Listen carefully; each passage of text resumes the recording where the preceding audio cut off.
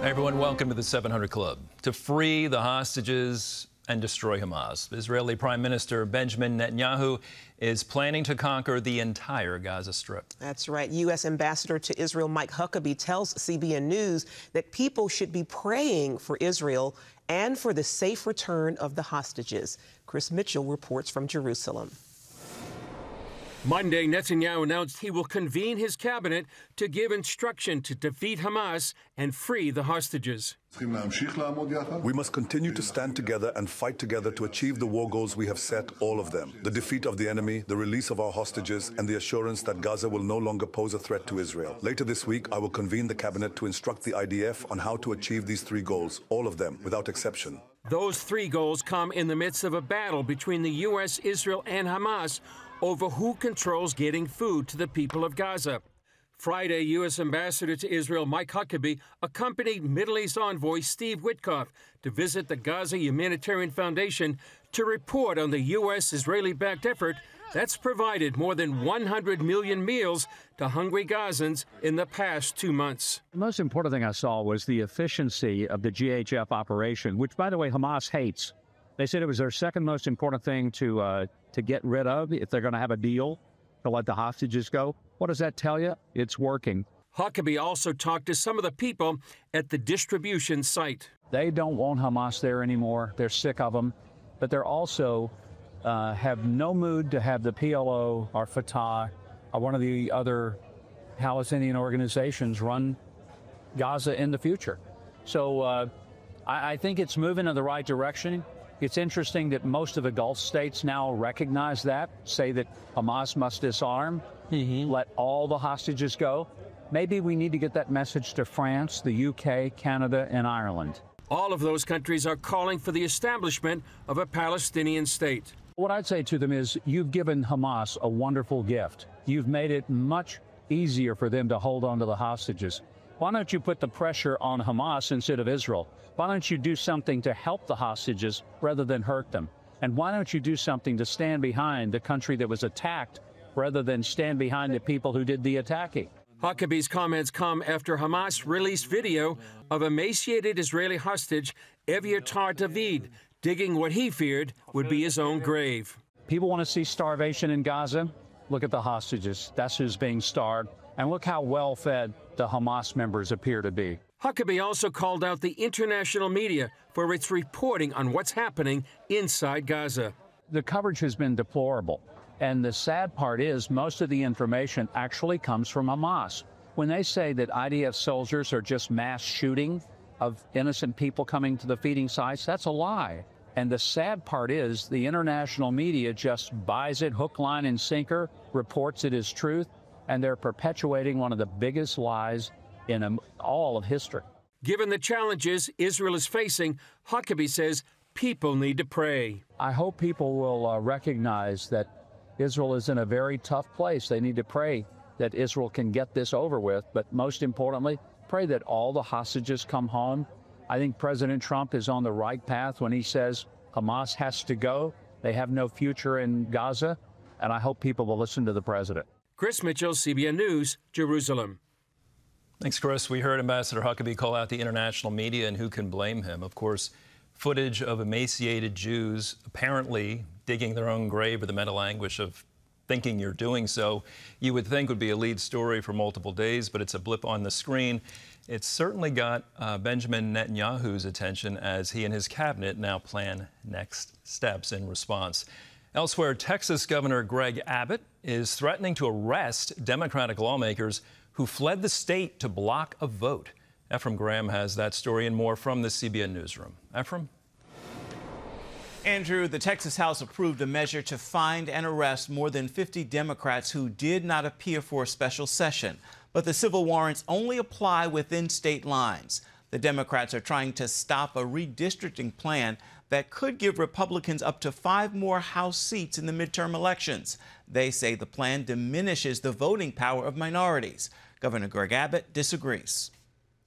Districts are going to show that Hispanics and blacks, as well as others, are voting for Republican, and Republican is their candidate of choice, and we will ensure that will be achieved at the congressional level in the state of Texas.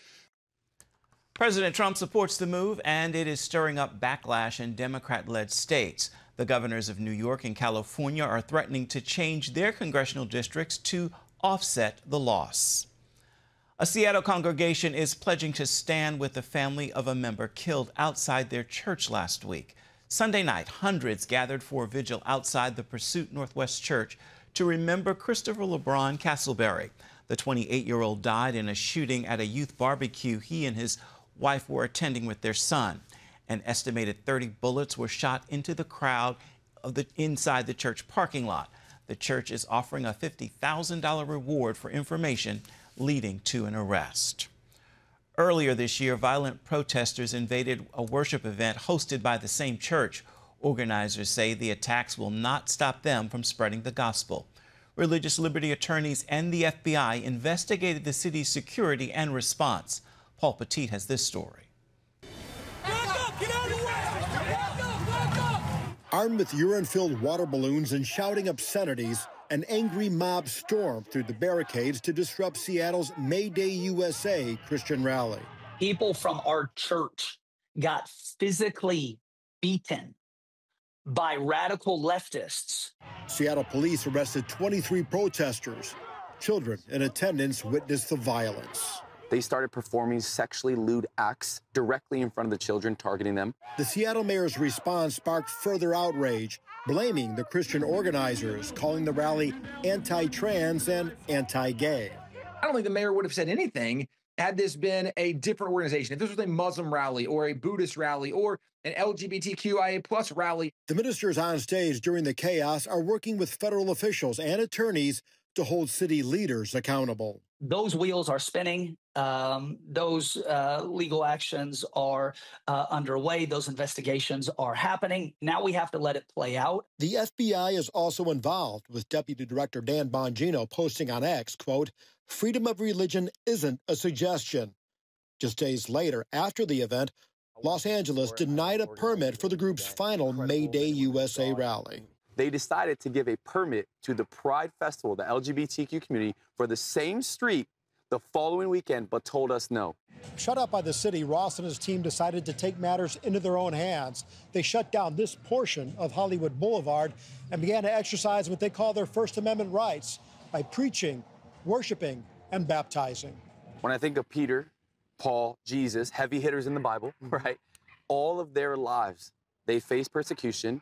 They ran up against political powers. They ran up against principalities, but they never backed down. Christians all over the nation are being attacked, persecuted for their beliefs, and because they won't bow the knee to the popular ideology. There's support from the White House, and during the new Religious Liberty Commission's first meeting, Attorney General Pam Bondi promised to root out anti-Christian bias. This president and this administration are fully committed to restoring and defending religious liberty for all Americans.